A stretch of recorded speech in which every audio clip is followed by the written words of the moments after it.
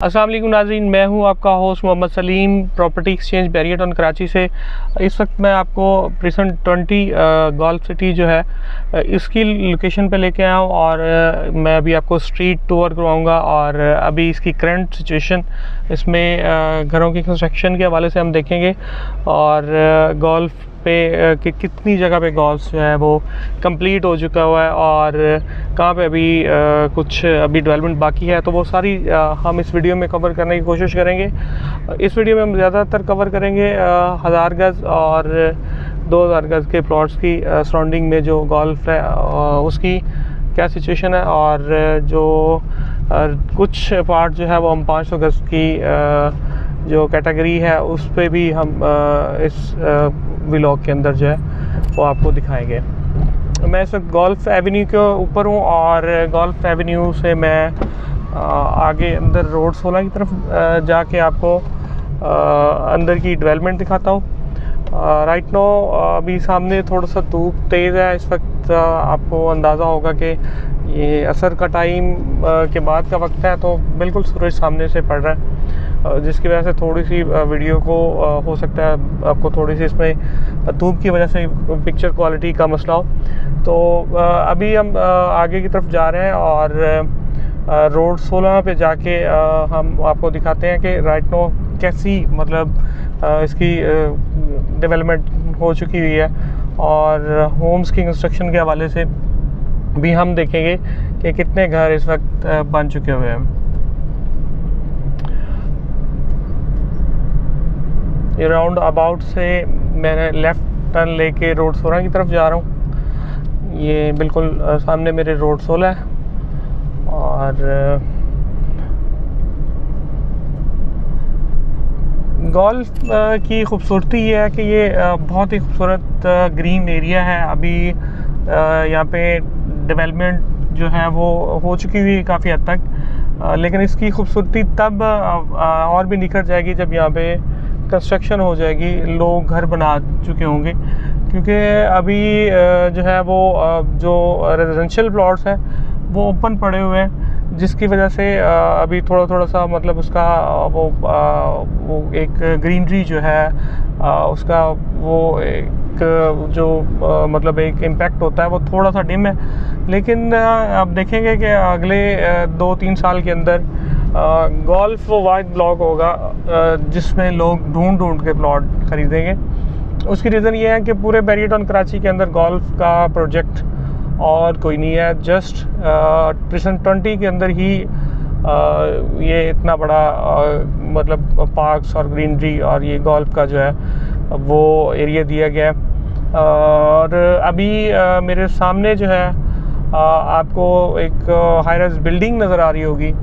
ये जो बिल्डिंग है ये अल हयात जो है अल हयात रेजेंसी जो इंटरनेशनल होटल्स की चेन है, ये उन लोगों की यहाँ पे जो है वो ये प्रॉपर्टी है, वो इसको कंस्ट्रक्ट कर रहे हैं। राइट नो इस पर कुछ काम रुका हुआ है, कुछ टेक्निकल इश्यूज़ हैं यहाँ पे, कुछ लीगल इश्यूज़ भी हो सकते हैं, लेकिन इस पे अभी राइट नो काम रुका हुआ है ड्यू टू सम प्रॉब्लम्स। अभी यहाँ से हम सीधे हाथ लेके दोबारा जो है चलते हैं और रोड 90 पे एंट्रेंस पाते हैं। ये रोड 19 है। अभी सामने देखेंगे बहुत खूबसूरत व्यू आएगा आपको नज़र गोल्फ का। ये गोल्फ के हवाले से मैं आपको इसकी लोकेशन की अगर हम बात करते हैं तो गोल्फ की जो लोकेशन है वो मेन जिना एवेन्यू के बिल्कुल ऊपर है और ये बहुत बड़ा ब्लॉक है। काफ़ी मतलब आप इसको कह सकते हैं कि बैरिया के जो मेन बड़े ब्लॉक्स हैं उसमें से गोल्फ का नंबर जो है वो टॉप पे ही आपको मिलेगा। जिना एवेन्यू से जैसे ही आप एंटर होते हैं तो एग्ज़िट करते हैं तो आपको ये इसकी जो है वो एंट्रेंस मिलती है रेयान हिल्स की साइड पे। और ये जो है मेन जो इसका गेट है उससे एक्सपेक्टेडली जो मेरा एक रफली सा आइडिया है, वैसे मैं ये कैलकुलेटेड या मैंने मेजर नहीं किया, लेकिन मेरे एक अंदाजे के मुताबिक आप 10 से 12 मिनट में जिन्ना एवेन्यू को फॉलो करते हुए आप गोल्फ में आ सकते हैं।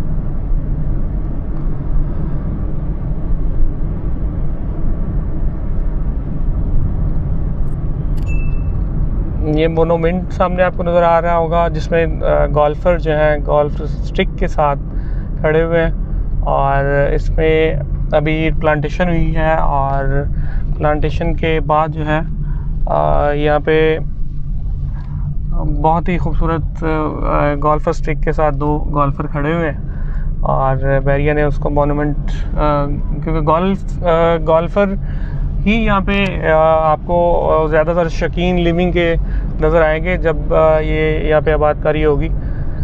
तो अभी जो है हम आगे जो है वो इसका जो मेन एवेन्यू है तो उस पे जाते हैं, और वहाँ से हम चेक करते हैं कि आगे जो 500 गज़ की कटिंग है उसका क्या स्टेटस है। प्राइजेस के हवाले से अगर हम बात करें तो इसकी जो गोल्फ़ की प्राइजेस हैं वो राइट नाउ 500 यार्ड्स जो है वो 85 से नीचे और ऊपर दोनों कैटेगरीज़ हैं। नीचे से मुराद ये है कि जो लोकेशंस अच्छी नहीं हैं, जहाँ पे भी मतलब इतनी अच्छी हाइट नहीं है या वो गोल्फ़ के ज़्यादा पास नहीं है, तो वो 85 से आपको नीचे मिल जाएंगी। लोकेशन अगर अच्छी है, बेहतरीन जगह है, तो देन आपको इसमें फिर ऑन भी पे करना होगा। 15 लाख, 20 लाख, 30 लाख डिपेंड करता है लोकेशन कैसी है। यहाँ पे आपने घर देखा होगा लास्ट जो गुजरा है, और अभी और भी यहाँ पे काफ़ी घर जो हैं वो अंडर कंस्ट्रक्शन है, और यहाँ पे जब आबादकारी हो जाएगी तो उस वक्त यहाँ पे बहुत महंगे और एक्सपेंसिव प्लॉट्स होंगे। अभी जो लोग शौकीन हैं ख़ूबसूरत ग्रीन एरिया में रहने के, तो उनके लिए अपॉर्चुनिटी है कि वो लोएस्ट प्राइस रेंज का बेनिफिट लेते हुए गोल्फ़ के अंदर प्लॉट लें और रहाइश करें। कल को आपको जो अभी 500 गज़ का प्लॉट यहाँ पे अभी जिस रेट पे मिल रहा है, अभी भी आप देखते हैं तो अली ब्लॉक के अंदर अच्छा प्लॉट जो है वो 50 लाख के पास है। तो अली ब्लॉक सिर्फ ये है कि वहाँ पे बैरिया ने सबसे पहले पोजेसन दे दिया था, और 125 यार्ड्स के जो घर हैं वहाँ पे मतलब अगर किसी ने प्राइवेटली बनाना था तो वो अली ब्लॉक के अंदर खुद से बना सकता था। तो उस वजह से वहाँ पे आपको एवरेज प्राइस आप कह लें कि जो है वो 48-50 लाख की ब्रैकेट में आपको अच्छा प्लॉट इससे कम में नहीं मिलता, और अगर कोई थोड़ी सी एक्स्ट्रा कैटेगरीज आ जाएं तो वो इससे भी एक्सपेंसिव हो जाता है। बात करने का मकसद ये है कि अगर वहाँ पे अगर आपको अली ब्लॉक के अंदर 60 लाख तक अगर अच्छा प्लॉट मिलता है जिसमें एक्स्ट्रा लैंड और कोना शोना है, तो यहाँ पे आप तकरीबन इसी तरह की प्राइस में 70-75 की प्राइस में 500 गज़ का आप प्लॉट बाय कर सकते हैं, और उसमें फिर आप कंस्ट्रक्शन कर सकते हैं और या फिर इन्वेस्टमेंट कर सकते हैं, चाहे जो भी कल को आपको ये अच्छे पैसे दे जाएगा। और इसमें क्योंकि पोटेंशियल है और मार्केट इस वक्त कुछ इम्प्रूव किया है मार्केट ने, क्योंकि ऑलरेडी जो लोग बैरिया की मार्केट से टच हैं उनको अंदाज़ा होगा कि लास्ट जो 4 से 6 मंथ थे वो बड़े प्रोडक्टिव रहे, और उसमें जेन्युइन कस्टमर भी बहुत ज़्यादा है, और कुछ आप कह सकते हैं कि ब्रोकर्स की एक आर्टिफिशियल हाइप सी भी कुछ लोग बनाने की कोशिश करते हैं। तो इस सिचुएशन से बचने के लिए आप सबसे पहले तो मैं बायर से ये थोड़ा सा उनको बताने की कोशिश करूँगा कि ये जो सिचुएशन क्रिएट होती है उसमें कुछ कस्टमर्स का भी कसूर होता है, और ब्रोकर्स तो बैठे ही इस मौके के लिए होते हैं कि रेट्स बढ़ें और वो भी अपना लुत्फ़ उतार लें। तो बात ये है कि रेट्स क्यों बढ़ते हैं? रेट्स इसलिए बढ़ते हैं कि जब एक तो जेन्युइन रीज़न ये होती है कि कस्टमर बहुत ज़्यादा आ जाए, उस केस में रेट्स बढ़ने का एक लॉजिक ये होता है कि ठीक है जी डिमांड ज़्यादा आ गई रेट्स बढ़ गए हैं। एक रीज़न ये होता है कि यार एक कस्टमर है, उसने 1-2 प्लॉट लेने हैं और वो सारी फैमिली वर्क कर रही है उस पर, और हर मतलब बंदे ने 2-2, 4-4, 5-5 ब्रोकर्स को कांटेक्ट किया है। तो ट्रांजैक्शन उसने एक करनी है, लेकिन क्यूरी उसकी आप कह सकते हैं कि 20 टाइम है या 30 टाइम है, या वो मतलब इतना बड़े लेवल पे वो क्यूरी डाल देते हैं। तो इसकी वजह से जो है वो फिर जो ब्रोकर्स हैं या जो शॉर्ट टर्म इन्वेस्टर्स हैं, वो लोग अपने बयाने या टोकन्स एंगेज करना शुरू कर देते हैं, और फिर ये एक ब्रोकर दूसरे ब्रोकर से, दूसरा तीसरे से, तीसरा चौथे से, ये इस तरह से चेंज चलती है। कस्टमर्स को शायद अंदाज़ा नहीं होता, लेकिन क्योंकि एनवायरनमेंट वैसा बन चुका होता है, तो जिस बंदे ने बाय करना होता है फिर वो परेशान होकर लोग देखते हैं कि यार हाँ यार रेट बढ़ा जा रहा है तो हम इसको ख़रीद लें। सुकून के साथ, हमेशा तमल मिजाजी के साथ किसी भी अच्छे ब्रोकर के साथ आप कांटेक्ट करें, उसको ट्रांसपेरेंटली बताएं कि यार ये चीज़ें हैं, मैंने ये करना है, बाय करना है या सेल करना है। और 1 से 2 मतलब 3 ब्रोकर्स को आप टच करें, जिससे आपको सिचुएशन क्लियर हो जाएगी। आप मतलब मुख्तलिफ तरीक़ा कार होते हैं जिससे आप अंदाज़ा कर सकते हैं कि यार ये बंदा बात सही कर रहा है। आप जज करें, जो ब्रोकर आपको सही बात करता है आप उसके साथ अपनी क्यूरी शेयर करें और फिर उसको कुछ टाइम दें। आफ्टर दैट इंशाल्लाह ताला आपको अच्छी डील मिलेगी। कुछ कस्टमर्स होते हैं वो बहुत ही मासूम भोले से होते हैं, वो ब्लाइंड ट्रस्ट कर जाते हैं कुछ लोगों पे। तो ब्लाइंड ट्रस्ट आपने किसी पे भी नहीं करना, ये मेरी आपको पर्सनल रिक्वेस्ट भी है, ये मेरी आपको ओपिनियन भी है। क्योंकि जहाँ पे आप ब्लाइंड ट्रस्ट करते हैं तो वही टाइम होता है आपका जहाँ पे आपको मतलब कोई भी चीज़ आपसे या तो सस्ती ख़रीदी जा सकती है या कोई भी चीज़ आपको महंगी बेची जा सकती है। आप हमेशा क्रॉस वेरीफाई ज़रूर किया करें, और क्योंकि आप प्रॉपर्टी बाय कर रहे हैं, आपका बिल्कुल राइट है, आपने चेक करना है, लेकिन आपने इतना भी नहीं चेक करना कि आप वही आपको जो नॉर्मल प्राइस पे प्लॉट मिल सकता था वही आपकी क्यूरी की वजह से आपको कोई मतलब जो है वो ऊपर के रेट पे जाके मिले।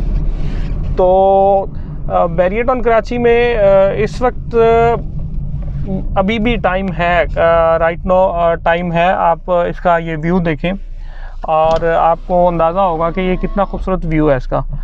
यहाँ से हम आपको कुछ दिखाने की कोशिश करते हैं। टाइम इस वजह से है कि ये कराची एक सिटी है, एक शहर है और पाकिस्तान का सबसे बड़ा शहर है। और कराची शहर के मसले मसाइल बहुत हैं, जिसमें आपकी ट्रांसपोर्टेशन और आपकी रोड्स के ऊपर ट्रैफिक का ब्लॉकेज, आपकी सफाई और ड्रेनेज सिस्टम और सिक्योरिटी कंसर्न्स। ये ऐसा ऐसा लोग माइग्रेट करेंगे इधर की तरफ, सुपर हाईवे की तरफ, क्योंकि आगे DHA सिटी भी बन रहा है और ये बैरियर टाउन कराची है। DHA और बैरियर टाउन ये 2 बड़े पायनियर हैं। ये लोगों को एक स्टैंडर्ड क्लास, एक लिविंग क्लास देते हैं, जो हर अफोर्डेबल पर्सन जो एक अच्छी कम्युनिटी में रहना चाह रहा है और एक अच्छे स्टैंडर्ड के साथ रहना चाह रहा है, तो उसके पास डेफिनेटली ये सबसे बेहतरीन ऑप्शंस आती हैं। इसके बाद फिर अगर कोई इश्यूज़ ना हो तो फिर जाके लोग देखते हैं कि हम किसी और सोसाइटी में शिफ्ट होते हैं। अदरवाइज़ मेरी कैलकुलेशन के मुताबिक तो हर जो कस्टमर्स हैं या हर जो बंदा रिहाइश करना चाह रहा है तो वो इन 2 ब्रांड्स को फॉलो करने की कोशिश करता है। इसमें जो ये वाला एरिया है राइट नो, ये आप देख रहे होंगे कि आप ये इतने खूबसूरत जगह को देखकर जज कर सकते हैं कि यार अगर यहाँ पे 1000 गज़ का फेसिंग गोल्फ प्लॉट आपको 2 करोड़ से नीचे मिल रहा है तो आपको और क्या चाहिए, या 2 करोड़ की ब्रैकेट में मिल रहा है या 2 करोड़ से थोड़ा सा प्लस मिल रहा है तो आपको और क्या चाहिए। देखिए यहाँ आप लोगों को अंदाज़ा होगा कि DHA में फ़ेज़ 8 के अंदर या मतलब अभी जो सेमी डेवलप्ड फेजेज़ हैं वहाँ पे भी 500 गज़ का प्लॉट जो है वो तकरीबन 5 करोड़ के प्लस पास ये वाले रेट्स एक्सटेंशंस के अंदर, और बाकी जो डेवलप्ड एरिया है वहाँ पे तो और भी बातें बहुत महंगी की हैं। ये इलाके जो हैं ये जैसे जैसे डेवलप होते जाएंगे ये बहुत महंगे होते जाएंगे। कराची के लोगों ने माइग्रेट करना है इस तरफ, अभी थोड़ी स्पीड कम है, उसकी रीज़न्स हैं। आगे BTK2 जो है वो नूरियाबाद में इंडस्ट्रियल एरिया, फैक्ट्री एरिया वो बनेगा। जब वो बनेगा तो ये वाला एरिया एक आप कह लें कि अप्रोच वाइज ईजी होगा और लोग इस तरफ आएंगे। और जब इस तरफ आएंगे तो यहाँ पे जो बैरियर टाउन है और DHA सिटी है, ये दोनों बहुत आउट होंगी। और DHA सिटी भी बड़ा अच्छा प्रोजेक्ट है, लेकिन उसमें उस तरह की प्लानिंग या आप उस तरह से कह सकते हैं कि मेन अगर आप एवेन्यू पे भी जाते हैं तो वो छोटा है, लेकिन यहाँ पे अगर आप आते हैं तो आपको अंदाज़ा हो जाएगा कि ये इसका जो मेन एवेन्यू है वो 400 फुट का है। और 400 फुट मेन एवेन्यू का मतलब ये है कि आपको अगले 50 साल वहाँ पे ट्रैफिक के प्रॉब्लम्स नहीं मिलेंगे। अभी बैरियर टाउन कराची के अंदर टाइम है इन्वेस्टमेंट का, टाइम है आपको ख़रीदने का। और अगर आपको कोई ज़रूरत नहीं है और आपकी प्रॉपर्टी है तो आप उसको बिल्कुल सेल नहीं करें, आप इसको होल्ड करके रखें। इंशाल्लाह ताला ये आपको अच्छे पैसे ही देंगे। क्योंकि देखें, ये एक टाइम था जब लोग जो हैं वो बैरियर टाउन कराची के हवाले से बड़ा एक अनसर्टन सी कंडीशन बनी हुई थी। और इस वक्त अगर मैं बात करता हूँ तो यहाँ पे घर भी बन चुके हुए हैं। तकरीबन कम से कम भी 12-13 हज़ार फैमिलीज़ जो हैं वो यहाँ पे रह चुकी हुई हैं, रह रही हैं। ठीक है, बहुत ज़्यादा तादाद में लोग जो है वो यहाँ पे पोजेसन अप्लाई कर रहे हैं। और पोजेसन, एक तो बैरियर ने कह दिया ना कि आपने पोजेसन लेना है, इसके अलावा भी लोग पोजेसन के से आगे का जो फेज़ होता है, मैप, यूटिलिटीज़ और इसमें ड्राइंग्स वगैरह के भी काफ़ी ज़्यादा स्पीड के साथ कंस्ट्रक्शन को सपोर्ट दी जा रही है और लोग कंस्ट्रक्शन कर रहे हैं, करना चाह रहे हैं। और इस चीज़ को देखते हुए आप ये ज़हन में रख लें कि जब घर बन जाते हैं तो फिर उस वक्त या बनना शुरू हो जाते हैं तो आहिस्ता आहिस्ता चीज़ें महंगी हो जाती हैं। अभी ये सस्ती सिर्फ इस वजह से है कि लोग समझ रहे हैं कि पता नहीं ये बड़ा टाइम लग जाएगा या इसमें मतलब लोग कैसे रहेंगे। तो मैं उनको ये बता देता हूँ कि बैरियर टाउन लाहौर जो है वो भी इसी तरह से दूर था। बैरियर टाउन लाहौर से, लाहौर सिटी से बैरियर टाउन जो है वो तकरीबन अगर हम बात करते हैं तो जिस तरह से कराची का एक एंड पॉइंट या कह लें सराब गोट है, बैरियर टाउन लाहौर का जो है वो ठोकर न्याज बेग था। ठोकर न्याज बेग से तकरीबन 13-14 किलोमीटर है बैरियर टाउन लाहौर। तो 2010 के अंदर वहाँ पे कुछ भी नहीं था और 13 में मुझे याद है मैंने वहाँ से काम स्टार्ट किया था। तो 2013 में 12-13 में वहाँ पे माचिस की डिब्बियाँ नहीं मिलती थी, वो भी लेने के लिए आपको सिटी आना पड़ता था। आज आप जाकर देख सकते हैं कि sector A, B, C, D, E, F तक घर बन चुके हुए हैं जहाँ पे पोजेसन है। और sector A, B, C, D ये ऐसे ब्लॉक्स हैं जहाँ आप प्लॉट मिलता ही नहीं है। मतलब कंस्ट्रक्शन इतनी, अगर कोई 5% या 10% प्लॉट्स खाली पड़े हुए किसी के तो वो लोग नहीं बेच रहे। और वहाँ पे लिविंग इतनी हो गई है कि अभी प्लॉट नहीं आपको मिल रहा। अगले 5 साल, ज़्यादा नहीं 3 से 5 साल में यहाँ पे भी बहुत ज़्यादा कंस्ट्रक्शन हो जाएगी। एक तो मतलब कुछ लोग हो सकता है सोचें कि यार मतलब मैं अगर ये कह रहा हूँ तो लाहौर का प्रोजेक्ट छोटा था या छोटा है। बिल्कुल छोटा प्रोजेक्ट है लाहौर का बैरियर टाउन कराची से, लेकिन जो मेन डिफरेंस है तो उस हिसाब से आबादी भी बैरियर टाउन कराची की आबादी भी उस हिसाब से बहुत ज़्यादा है। और इसकी जहाँ तक हम बात करते हैं कि ये आबादकारी देखें यहाँ पे इस क्वालिटी की लिविंग के अंदर कराची में बहुत कम है। और यहाँ पे बल्कि ऐसा कॉन्सेप्ट कराची में शायद है ही नहीं, और अगर है तो बहुत ही एक्सपेंसिव प्लेसेस हैं। इस वक्त जैसे जैसे यहाँ पे देखें अभी इम्तियाज़ आ गया है यहाँ पे, और इम्तियाज़ से पहले वाकई ही बहुत ज़्यादा महंगाई थी। अभी इम्तियाज़ के आने की वजह से ग्रॉसरी और इसके अलावा वेजिटेबल्स, फ्रूट्स ये चीज़ें बहुत एक मतलब आप कह लें कि नॉर्मल प्राइस पे मिलना शुरू हो गई हैं। स्कूल्स का यहाँ पे मसला है थोड़ा सा, जो स्कूल्स हैं वो एक्सपेंसिव हैं, लेकिन कमांडर स्कूल सिस्टम जो है वो बहुत ही एक अच्छी स्कूल चेन है। वो बैरिया के बिल्कुल साथ है, बैरिया के अंदर तो नहीं है लेकिन बैरिया के बिल्कुल साथ है। तो वहाँ पे अगर आप अपने बच्चों को स्टडी करवाना चाहते हैं तो वो आपके लिए बहुत बेहतरीन जगह है। मीनवाइल यहाँ पे आपको अगले 3 से 5 साल के अंदर प्रॉपर्टीज़ जो है वो कम से कम दुगनी कीमत से ऊपर ही मिलेंगी। ये बात आप लिख सकते हैं मेरी। इसके साथ साथ मैं अभी एग्जिट ले रहा हूँ और मैं आप लोगों से इजाज़त चाहूँगा। वीडियो को मैं एंड करता हूँ। बैरिया टाउन कराची के हवाले से अगर आपको किसी भी किस्म की इन्फॉर्मेशन चाहिए हो, आप किसी भी किस्म का इन्वेस्टमेंट करना चाह रहे हो, घर लेना चाह रहे हो, घर बनवाना चाह रहे हो, आप हमारे नीचे दिए गए नंबर्स पे कांटेक्ट कर सकते हैं। इसी के साथ अपने होस्ट मोहम्मद सलीम को इजाज़त दें। अपना बहुत बहुत ख्याल रखिएगा। अल्लाह हाफ़िज़।